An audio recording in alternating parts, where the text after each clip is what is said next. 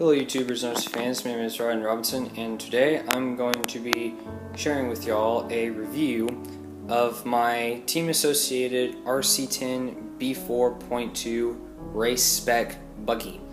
This is the second version of the RC10B4.1 that was released several years ago.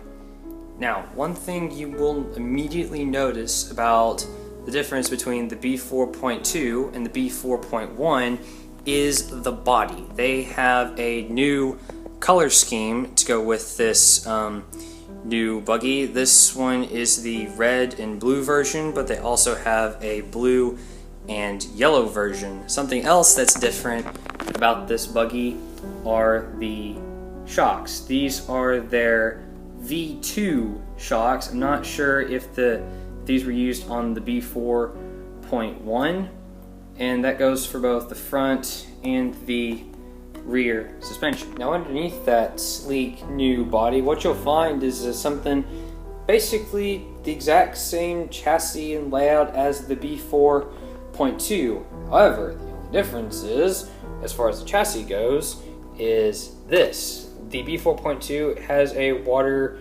resistant receiver box. 10 bolts directly in, has held in place by a little grub screw there.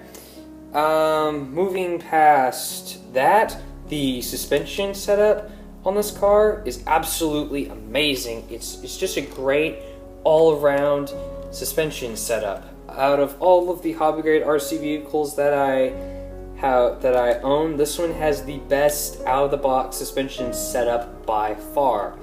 The steering servo that comes with it is not this one. This is actually my Traxxas 2056 waterproof steering servo that came right off of my ready-to-run Traxxas Rustler. I'll explain to you why this one is in there and not the servo that is included with the B4.2.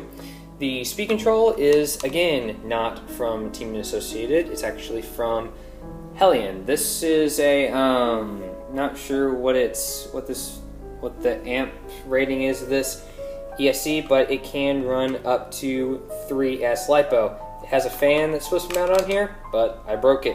Shame on me.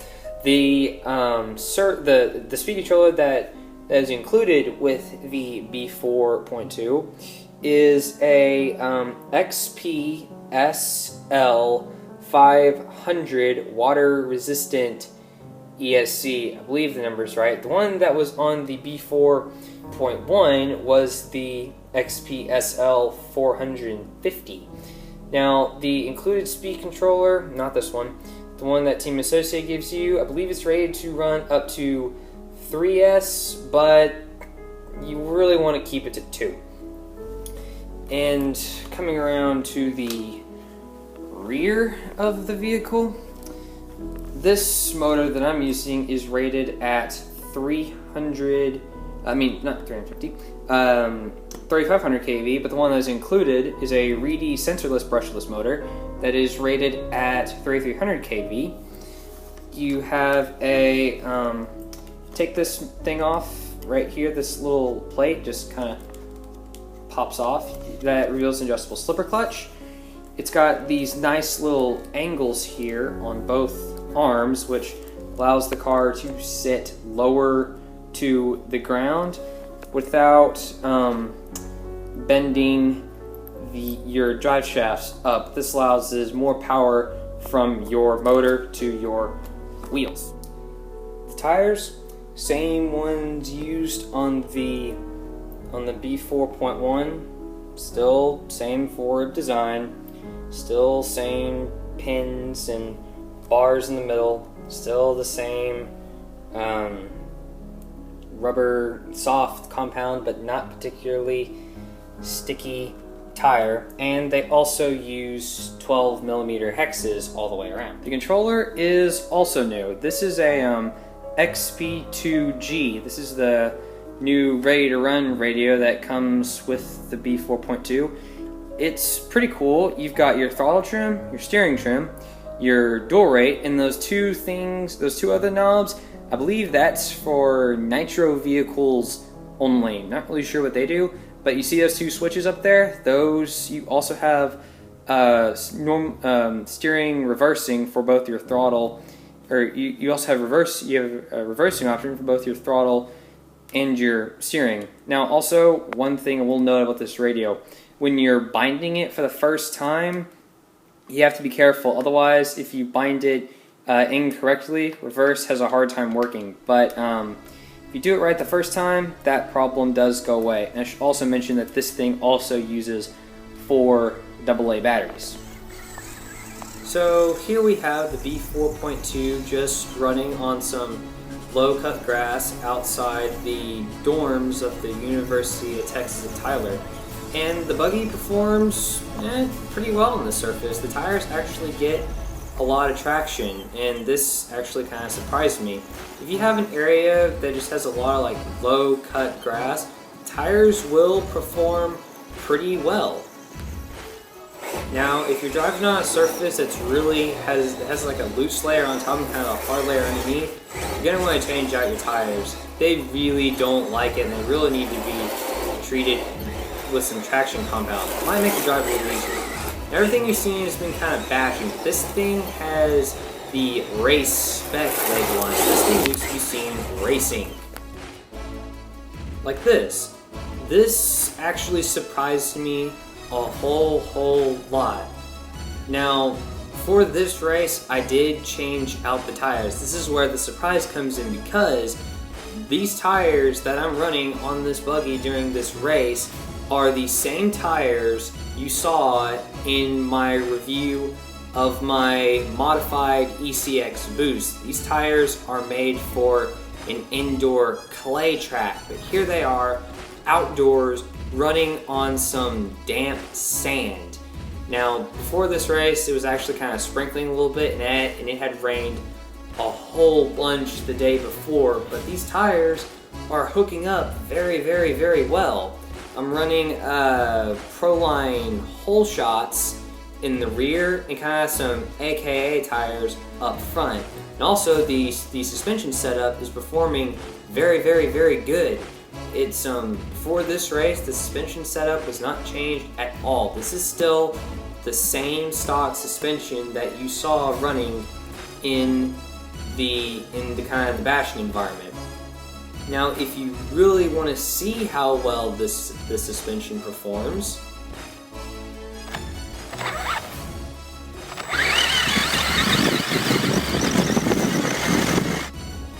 how's this for a suspension test for you? I actually took an iPhone 4 and just double-sided taped it to the very top of this buggy, and as you can see, the video footage is actually quite stable. The suspension is doing a really good job just keeping the car very well composed, and also this allows you to see just kind of how fast this buggy goes. And I want to say this is about 30 miles an hour, but again, I don't have a ray gun, so I really can't say that. And also, I'm running a 21 tooth pinion gear, and that's actually what comes on the car. Okay, so let's take kind of a little bit of a break from normal driving, and let's talk about durability. If you're one of those guys who's owned a lot of 8th scale buggies and loves to basically take an RC and just drive and crash and beat the snot out of them, this buggy might not be for you. Here's why. This is what will happen to a B4.2 if you accidentally have a head-on collision with the stationary object, say something like a concrete curb, which is what I did. Just totally destroyed the front end and also damaged the top plate. Also, another weak thing on this car is the steering servo. It kind of burnt out on me. Although, I have two possible theories of why it did this. First of all, after I fixed this, which was about a $30 fix, I was running it out in the parking lot for about an hour when all of a sudden it started making like this humming noise and it just stopped working. So I want to say I either burned it out because I was running it with my dual rate setting turned all the way up on a high traction surface, which is I was running it on asphalt, or a lot of the forces from this crash went straight into that servo. But either way, kind of blaming myself for that. But if you drive this thing with care, it's actually quite durable, and I'm pretty sure that your that stock steering servo would last a long time. Now, during this race, I also had a couple of crashes that involved like running into vehicles and some other things. But let me show you just a couple of the outtakes. Like, there's one. Oops. Accidentally ran into the short course truck. Sorry. Landing was a little off on this junk, but again, the buggy composes itself pretty well and it just keeps on going. Uh-oh, another wreck coming up here. Did a front flip. Again, nothing broke. Buggy kind of got ran over here, caught in that corner, and then got run over by a short course truck. Still, nothing broke. Almost flipped again here. Narrowly miss a track assist wrestler. Another accidental collision with a short course truck, my bad. Kind of had another kind of spin out here, but again, car's still working just fine. Right here, almost got into another tangle, but managed to squeeze through the gaps. So my final thoughts on the RC10B4.2 race spec RTR buggy. This thing is A+ material. All the way, cannot say it enough. This thing is just a great, finely tuned piece of engineering.